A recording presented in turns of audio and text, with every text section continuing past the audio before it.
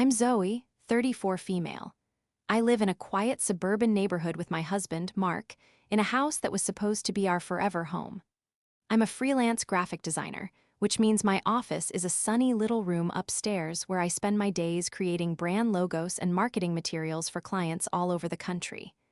It's a life Mark and I built together, brick by brick, decision by decision. It was, I thought, a life founded on mutual trust and respect. Our home wasn't just a structure of wood and drywall. It was our sanctuary, the one place on earth where we were supposed to be completely safe, completely ourselves, and completely in charge of who was allowed to cross the threshold. I now know that was a fantasy. A simple house key, a small piece of serrated metal, became the tool that would dismantle my marriage and expose a betrayal so profound it shook the very foundations of my world. This is the story of how my mother-in-law, enabled by my husband, turned my sanctuary into a stage for her judgment, and how a few tiny, hidden cameras gave me the power to finally bring the curtain down on her performance. Before this story unfolds, I'd love to connect with you. Please let me know in the comments where you're watching from and what time it is in your corner of the world. It's amazing to see how far these stories can travel. The first time Mark and I walked through the door of what would become our home, it was an empty shell. The walls were a sterile contractor's beige, the floors were bare plywood, and the air was thick with the smell of sawdust and fresh paint. But we saw past all of that. We saw the potential. We saw the living room where we'd host our first Christmas, the small backyard where we'd plant a garden, and the upstairs rooms that held the promise of a future family. It took us nearly a year of searching to find this place, a modest two-story colonial nestled at the end of a cul-de-sac, and we poured every ounce of our savings and our energy into making it ours. This wasn't just a financial investment, it was an emotional one. Mark and I had been a team. We spent weekends painting, arguing playfully over shades of blue for the master bedroom until we settled on a compromise, a calming slate gray. He assembled flat-pack furniture with a patience I didn't know he possessed, while I spent hours online, hunting for the perfect vintage rug for the entryway. I designed my office from scratch, ensuring the desk was positioned to catch the morning light perfectly. Every fixture, every doorknob, every tile in the kitchen backsplash was a choice we made together. The house became a living scrapbook of our partnership. When we finally moved in, exhausted but exhilarated, we made a pact. This was our space, no one else's. It was our retreat from the pressures of work, the demands of family, and the noise of the outside world. Our front door was a symbolic barrier, and the rule was simple: no unannounced guests. Our privacy was paramount. This rule, we soon discovered, didn't seem to apply to Mark's mother, Brenda. In the beginning, her intrusions were subtle, easily dismissed as the quirks of an overeager mother-in-law. She would just happen to be in the neighborhood and drop by, always at the most inconvenient times. I'd be on a deadline for a client, deep in concentration, and the doorbell would ring. There Brenda would be, smiling brightly, holding a Tupperware container of a casserole we didn't need. "I just thought you two might be too busy to cook," she'd announce, breezing past me into the kitchen as if she owned the place. Mark, of course, would thank her profusely. "That's so thoughtful, Mom," he'd say, completely oblivious to the frustration simmering inside me. I tried to explain to him that my work-from-home schedule required structure and that these interruptions, however well-intentioned, threw off my entire day.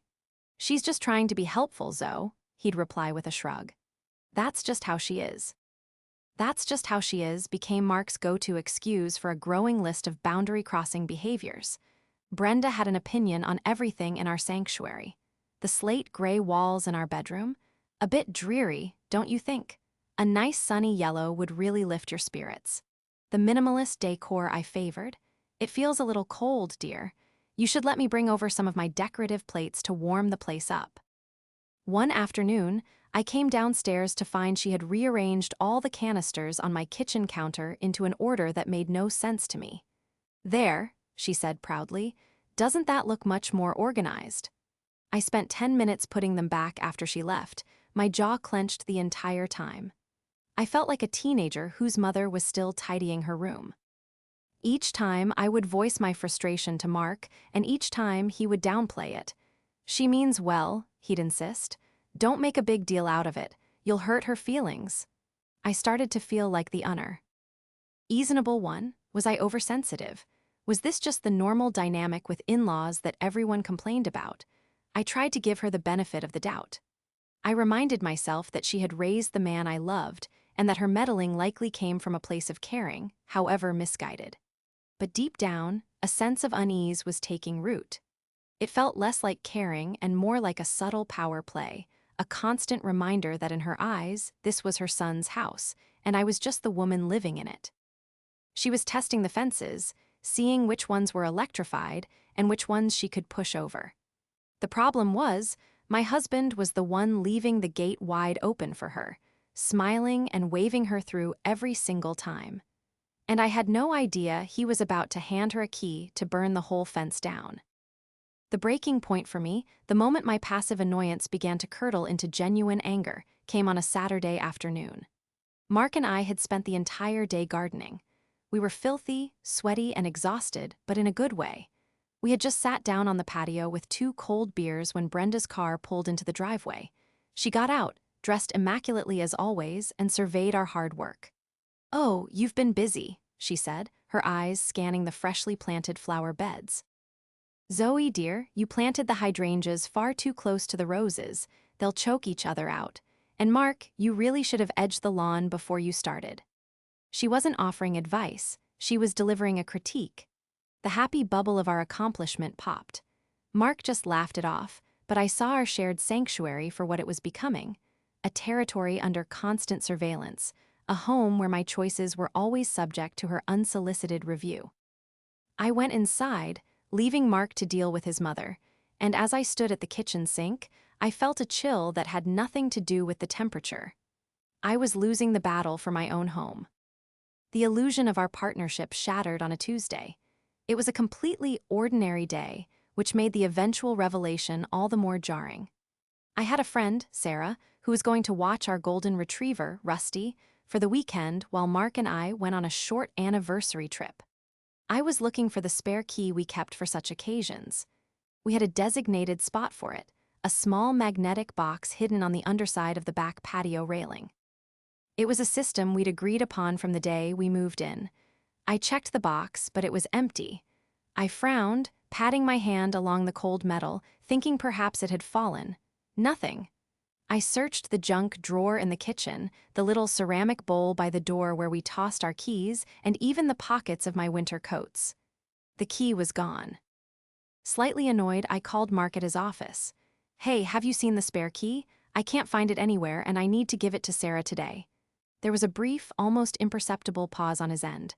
"The spare? Oh, don't worry about it. I'll handle it," he said, his voice a little too quick, a little too dismissive. "What do you mean you'll handle it?" I asked, my confusion growing. "I'm right here. Just tell me where it is." "Look, Zoe, it's not a big deal." "I'll drop a key off to Sarah on my way home from work," he insisted. His evasiveness set off an alarm bell in my head. This wasn't a normal response. We weren't talking about classified documents, we were talking about a house key. "Mark, why are you being so weird about this? Did you lose it?" I pressed. Another pause, longer this time. "No, I didn't lose it," he said, his tone shifting from dismissive to defensive. I gave it to my mom." The words hung in the air between us, transmitted through the phone line and landing like a punch in my gut. I was completely silent. I couldn't process what he'd just said. His mother? Why in the world would his mother have our spare key? "You did what?" I finally managed to say, my voice barely a whisper. "I gave it to her a while ago," he admitted, now sounding like a child caught with his hand in the cookie jar. "It's for emergencies, Zoe. You know, in case we ever get locked out or something happens." "Something happens? What something are you expecting, Mark? And since when was this decision made?" I could feel my heart rate accelerating, a hot flush of anger creeping up my neck. "We agreed the spare was for people we both trust, for emergencies we both know about. You didn't even tell me." "I was going to," he said, his voice rising to match mine. "It just never came up. You're blowing this way out of proportion." That was his classic defense. Minimize the issue, magnify my reaction. Gaslighting 101. Out of proportion? I nearly shouted into the phone, now pacing my kitchen. "You gave another person unrestricted, secret access to our home, Mark. To my home, the place where I live and work, the place where I should feel safest. You did that without my knowledge or my consent. How is TH? At not a big deal? I could hear him sigh heavily, a sound of pure exasperation that made my blood boil. It's my mother, not a stranger. She would never just come in without calling first. You're acting like I gave a key to a burglar. The point isn't who she is, the point is that you made a unilateral decision about our shared sanctuary. I shot back. It's a complete violation of my trust and my privacy. I want you to get it back. Today. The line went cold for a moment. No, he said flatly, I'm not going to do that. I was stunned into silence again. What did you just say? I said no, he repeated, his voice hard. It would be a massive insult to her, Zoe. It would be like telling her I don't trust her, that we don't trust her. I am not going to hurt my mom's feelings just because you're having some kind of paranoid episode. Paranoid episode. The words echoed in my head. He wasn't just defending his decision, he was attacking my sanity. He was siding with his mother's hypothetical hurt feelings over his wife's actual, tangible sense of violation. In that moment, something inside me broke. It was the realization that in the silent battle for our home, Mark had never been on my team. He was, and always had been, on hers. The house wasn't a sanctuary for us. It was an extension of his childhood home, a place where his mother still held a certain jurisdiction in his mind. So that's it then, I said, my voice eerily calm. Her feelings are more important than your wife's sense of security. Your secret is more important than our partnership, I see. Oh, don't be so dramatic, he scoffed, completely missing the gravity of what had just happened. I have to go, I have a meeting. We'll talk about this tonight. He hung up before I could say another word.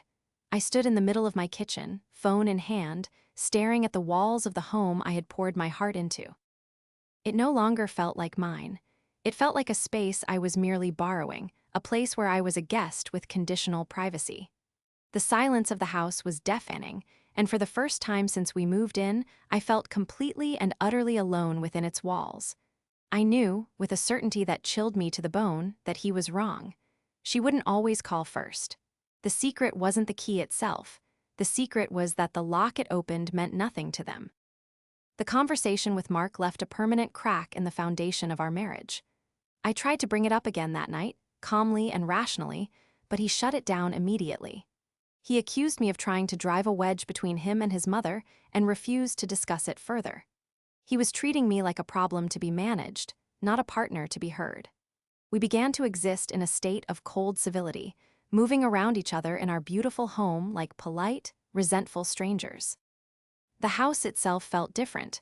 Every creak of the floorboards, every gust of wind against the windows made me jump. I felt a constant, low-grade hum of anxiety, the feeling of being watched. It started with little things so small they could easily be dismissed as products of my own forgetfulness. I would come home after a trip to the grocery store and find a throw pillow on the couch fluffed and arranged just so, in the karate chop style Brenda favored and I hated. I'd shrug it off. Maybe I'd done it myself without thinking. Then, I'd find the mail on the kitchen counter sorted into two neat piles, his and hers. I never sorted the mail like that. I just dropped it in a basket. Did you stop by on your lunch break? I asked Mark that evening. He shook his head, engrossed in his phone. No, why? I let it go. I didn't want another fight. I didn't want to sound like the paranoid woman he'd accused me of being. But the incidents kept happening. I have a very specific way I like my desk in my office. My pens are in one holder, my pencils in another. My sketchbook is always on the left. I came into my office one morning to find the pens and pencils mixed together in the same cup. It was a minuscule change, but it was a change. It screamed that someone had been there, touching my things, invading my most personal workspace. I felt a surge of violation that was so intense it made me nauseous. I confronted Mark again, my voice trembling with a mixture of anger and fear. Someone was in my office, Mark. Your mother was here. He rolled his eyes, the ultimate gesture of dismissal. Zoe, stop this. She hasn't been here. I talked to her yesterday and she didn't mention it. You probably just knocked the cup over and put them back without realizing. He was making me question my own mind. Was I becoming forgetful? Was the stress of the situation making me imagine things? I started taking pictures of rooms on my phone before I left the house, just to prove to myself that I wasn't going crazy. A picture of the spice rack. A picture of the magazines on the coffee table. A picture of the towels in the bath. Room, it was an absurd way to live, having to document my own reality against the possibility of a gaslighting intruder. The worst part was the loneliness. I had no one to validate my experience. My husband, the one person who should have been my staunchest defender, was my primary doubter. He was actively participating in making me feel unhinged. The turning point, the moment my self-doubt was incinerated by cold, hard proof, came about 3 weeks after the argument about the key. I had to run out to meet a new client for a brief in-person consultation. It was a last-minute meeting, something I hadn't mentioned to Mark. I was gone for no more than an hour. When I pulled back into the driveway, I saw no other cars. The house looked exactly as I'd left it, but as soon as I opened the front door, I smelled it. A faint but unmistakable cloud of Brenda's perfume. It was a heavy, floral scent she'd worn for decades, the kind that clings to furniture and fabric long after the person is gone. I stood frozen in the entryway, my heart pounding against my ribs. I walked slowly through the downstairs rooms. The living room, the kitchen, the dining room. The scent was strongest near the armchair she always sat in. I ran upstairs to our bedroom. Everything looked normal at first glance. The bed was made, the curtains were drawn just as I'd left them. But then I saw it. On my pillow, a single, long, silver-gray hair. It wasn't mine. It wasn't Mark's. It was Brenda's. The air left my lungs in a whoosh. She had been in our bedroom, in our bed, touching my pillow. The intimacy of the violation was staggering. This wasn't about misplaced coasters or rearranged spice racks anymore. This was a calculated trespass into the most private space in our lives. She was marking her territory, and my husband was letting her. All the denial, all the accusations of paranoia, all of Mark's excuses crumbled into dust. I wasn't crazy. I wasn't overreacting. I was being systematically undermined in my own home, and my husband was an accomplice.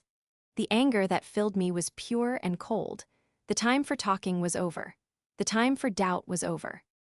If Mark wouldn't believe my words, then I would have to give him something he couldn't deny. I would have to give him proof. The whispers in my empty house had been real, and I was about to give them a voice. The discovery of the hair on my pillow was the final catalyst. It shifted something deep inside me. The hurt and confusion morphed into a steely resolve. I was done feeling helpless. I was done being gaslit. I was done being a victim in my own home. My first call was to Chloe.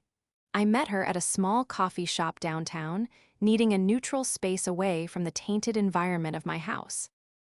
As I laid out the whole story, the key, Mark's dismissal, the small, unsettling changes, and finally the perfume and the hair, her expression went from sympathetic to furious on my behalf. "Zoe, this is unbelievable," she said, her legal mind already whirring. "This isn't just about an overbearing mother-in-law. This is a massive breach of trust from Mark. And her entering your home without your permission is trespassing, plain and simple."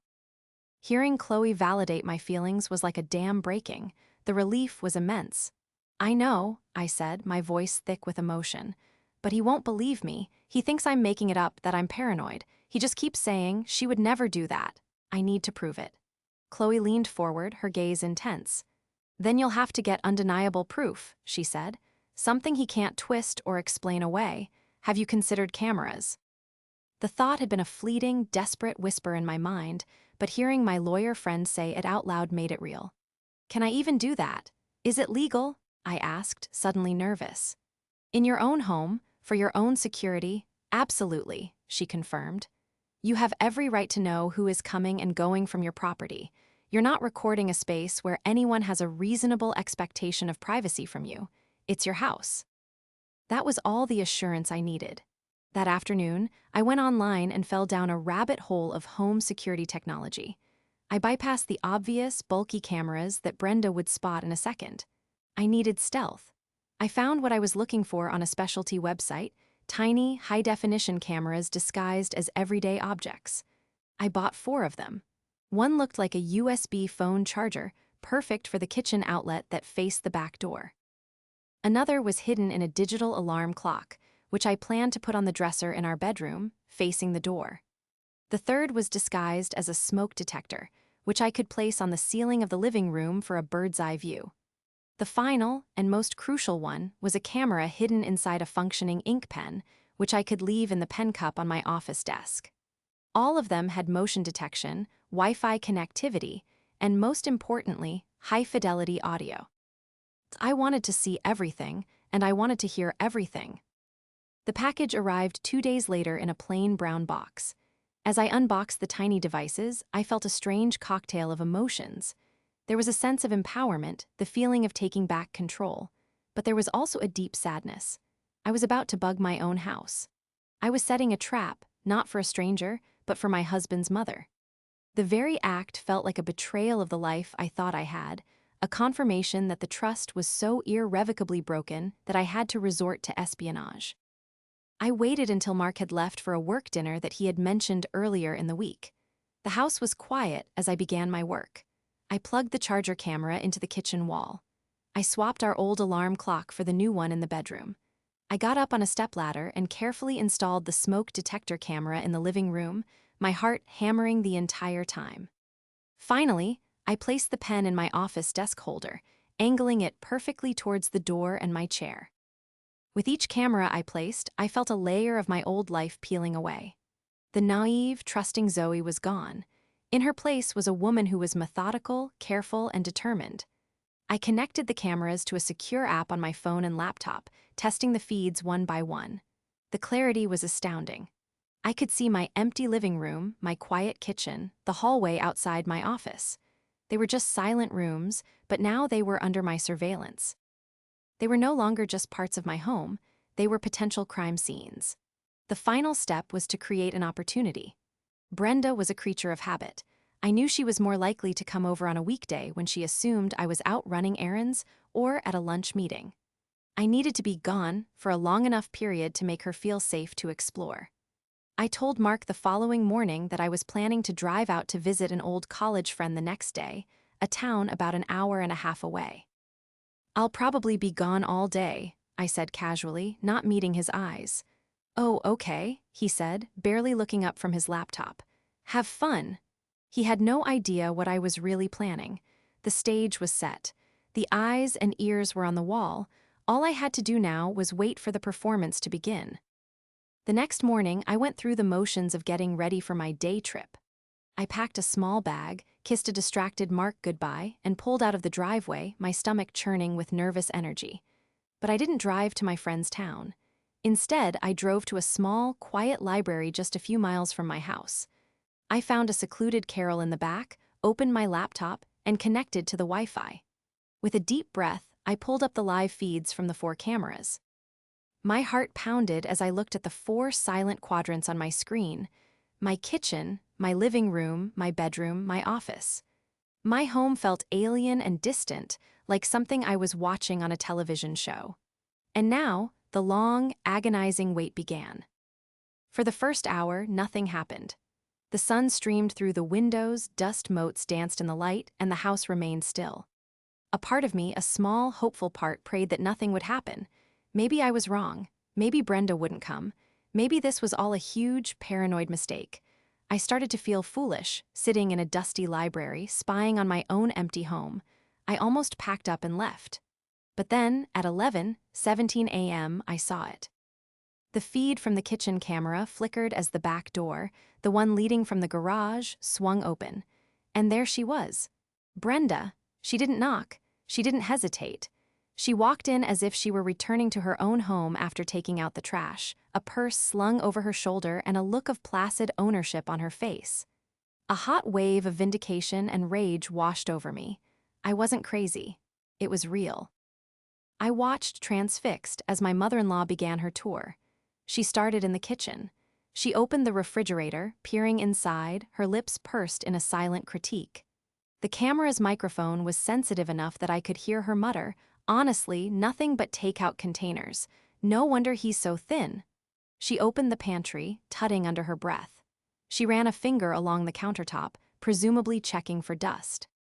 From the kitchen, she moved into the living room, the smoke detector camera picking her up perfectly. She straightened the magazines on the coffee table, the very thing I'd photographed before leaving. She adjusted my throw pillows, karate chopping them into submission. It was exactly as I had suspected, but seeing it live was 1,000 times more infuriating. It was a quiet, insidious demonstration of control, a physical rearranging of my life to better suit her own preferences. But she didn't stop there. This is what I truly wasn't prepared for. She went upstairs. My breath caught in my throat as I switched to the bedroom camera feed. I watched in horror as she walked into my bedroom. Our bedroom, and stood in the middle of the room just looking around. She walked over to Mark's side of the bed, lovingly straightened his pillow, and then came over to mine. She picked up the book on my nightstand, sneered at the cover, and put it back down. Then she did the unthinkable. She opened the top drawer of my nightstand. My hands flew to my mouth. That drawer was my space. It held my journal, personal mementos, things that were for my eyes only. The violation felt physical, like a slap in the face. What right did she have? Just when I thought it couldn't get any worse, it did. She pulled out her phone and made a call. The audio from the bedroom clock camera was crystal clear.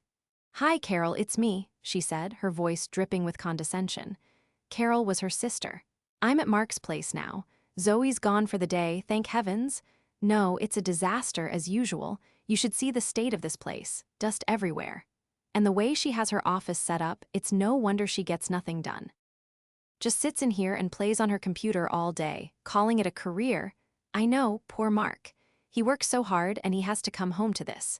He deserves a wife who actually makes a home for him, not one who's just pretending." She continued on, a long, poisonous monologue of insults and criticisms aimed at me, my career, my housekeeping, my character. All while standing in my bedroom, having just rifled through my private things.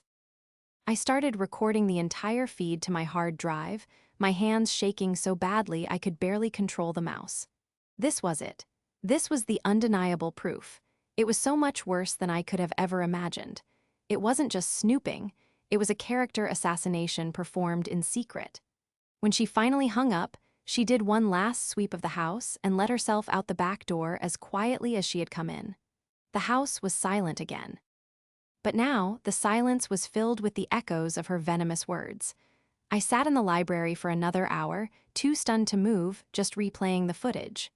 The sadness was gone, replaced by a cold, hard fury. She had wanted to play a game of secrets and whispers. Game on. For the next week, I was an actress. I was playing the part of the dutiful wife, the oblivious daughter-in-law. I was pleasant to Mark, I was polite to Brenda on the phone. Inside, I was a coiled spring of rage and meticulous planning. I had the ammunition, now I just needed the perfect battlefield. Confronting Mark or Brenda privately would be useless. They would deny, deflect, and gaslight. Brenda would cry, Mark would protect her, and I would once again be cast as the villain. No, I needed an audience. I needed witnesses. Brenda thrived on her public image as the perfect, caring matriarch. I was going to demolish that image using her own words and actions. The opportunity presented itself, gift-wrapped, a few days later. Mark came home from work and announced, "Hey, Mom wants to throw me a small birthday dinner here next Saturday. Just the family. Is that okay?" It was more than okay, it was perfect. A party in my house with Brenda as the self-appointed host. The irony was exquisite. "Of course, honey," I said with my sweetest smile. "That sounds lovely. I'll handle the food, you just relax." He beamed, completely unaware that he was helping me set the stage for his own humiliation. The next few days were a blur of preparation. I sent out a group text to Mark's extended family, his aunts, uncles, and cousins, confirming the dinner. I planned a menu. And most importantly, I spent hours editing the video footage. I compiled the most damning clips into a seamless, 5-minute highlight reel of Brenda's secret visit. It started with her letting herself in. It showed her snooping through the kitchen, the living room, my office. It showed her going through my nightstand. And for the grand finale, I included the audio of her entire phone call with Aunt Carol, overlaid with the visual of her standing smugly in my bedroom. I titled the video file, "A Day in the Life." The night of the party arrived, our house filled with people. Mark's family was loud and boisterous, and at the center of it all was Brenda holding court. She complimented my cooking, a backhanded compliment, of course. "Zoe, this is actually delicious. You must give me the recipe." She rearranged a floral centerpiece I had set up, and she told long stories in which she was the hero and everyone else was a supporting character. I watched her, smiling serenely, my heart beating a steady, determined rhythm. I was a predator, watching its prey, waiting for the perfect moment to strike. After dinner, as everyone was settling in the living room with coffee and dessert, I clinked my glass for attention. "Everyone," I said, my voice clear and steady. "Thank you all so much for coming to celebrate Mark. I put together a little surprise for him, a birthday slideshow of some of our favorite memories." See. Chorus of ahs went through the room. Mark looked at me, his eyes full of love, and mouthed, "Thank you." It almost made me feel a pang of guilt. Almost. "If you could all just turn your attention to the TV, I said, picking up the remote. I dimmed the lights. The large screen on our wall flickered to life. But instead of smiling photos of Mark and me on vacation, the screen showed the crisp, clear footage from my kitchen camera. The timestamp in the corner read 11:17 a.m. The room fell silent. On the screen, Brenda let herself in the back door. I could hear a few confused murmurs. Brenda herself stared at the screen, a deep frown on her face. Then the footage cut to the living room, showing her rearranging my pillows. Then to my office, where she sifted through papers on my desk. The confusion in the room was rapidly turning to shocked silence. I glanced at Brenda. All the color had drained from her face. Her teacup rattled in its saucer. The video then cut to the bedroom. The entire room watched as the on-screen Brenda walked boldly into my private space and opened my nightstand drawer. A collective gasp went through the room. Aunt Carol, the woman Brenda had been speaking to on the phone, looked like she had seen a ghost. Then came the audio. Brenda's voice filled the living room, sharp and clear, spewing her poison about me. "Sits in here and plays on her computer all day, calling it a career. He deserves a wife who actually makes a home for him." The family was frozen, their eyes darting from the horrified woman on the screen to the horrified woman sitting on my couch. Mark looked like he had been physically struck. His face was a mask of disbelief and utter devastation. He looked at his mother, then at me, then back at the screen, as if his brain couldn't process the reality of what he was seeing and hearing. The video ended. I hit the button on the remote and the screen went black. I turned the lights back up. The silence was absolute, thick with shame and shock. I let it hang in the air for a long moment before I spoke. I looked directly at Brenda, my voice devoid of any emotion. "Did you find what you were looking for?" Her mouth opened and closed like a fish, but no sound came out. Then I turned my gaze to my husband. His face was pale, his eyes wide with a dawning, sickening understanding. I held out my hand. "The key, Mark, now." The moment after I demanded the key was pure chaos. Brenda, snapping out of her stupor, tried to recover by launching into a sputtering defense that was a masterclass in victimhood. "It's not what it looks like," she cried, her voice trembling with manufactured tears. "I was just worried about them. I was tidying up. That phone call was taken out of context. Zoe, how could you do this? How could you twist things and try to turn my own family against me?" It was a pathetic performance, and for the first time, nobody was buying it. The evidence had been too stark, too undeniable. Her sister Carol wouldn't even look at her.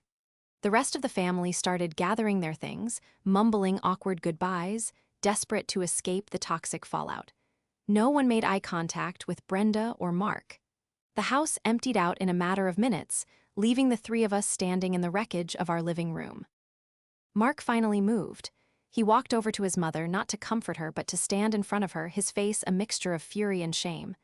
"How could you, Mom?" he asked, his voice cracking.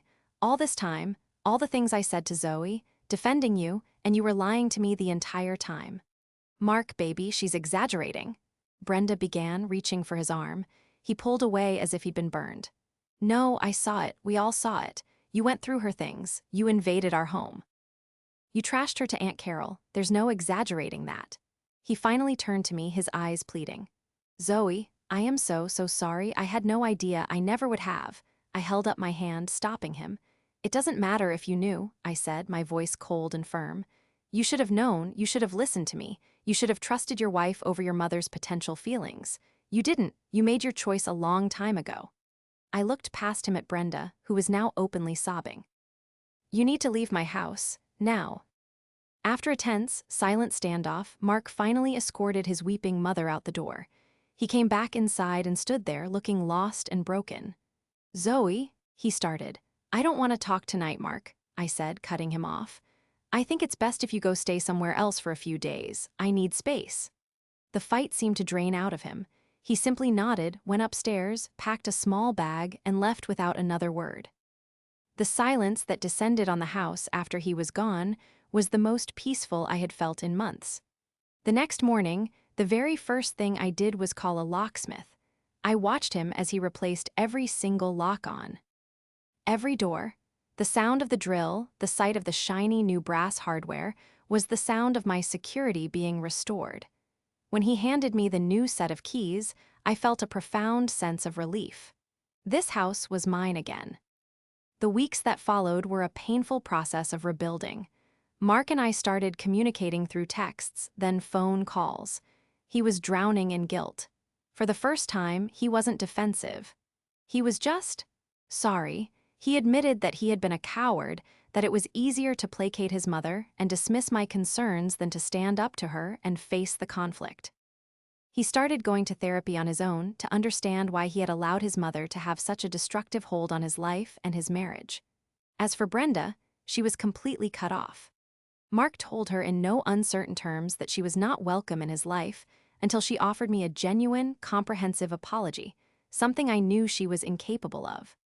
The family was fractured, but a surprising number of them reached out to me privately to offer their support, disgusted by what they had witnessed. Mark asked if we could try marriage counseling together. I was hesitant. The trust had been so completely shattered that I didn't know if it could ever be repaired. But I agreed to try. We sat with a neutral third party, and I finally said everything I had been feeling for years, about feeling like a secondary person in my own marriage, about the constant dismissals, the gaslighting, the profound loneliness of being disbelieved by the person who was supposed to be my partner. He listened. He truly listened, without interruption or excuse. He owned his failure completely. It was a start. Today, months later, our future is still uncertain. Mark moved back in, but into the guest room. We are, for all intents and purposes, starting over from scratch. The rules of our house and our relationship are being completely rewritten. This time, they are being written on my terms. There are no spare keys for anyone. Our home is a fortress of two, as it was always meant to be. I don't know if I will ever be able to fully trust him again, or if our marriage can survive this. But what I do know is that I survived. I found my voice, I defended my sanctuary, and I reclaimed my peace of mind. Whatever happens next, the decisions about my life and my home will be made by me, and me alone. And that is a foundation I can build on.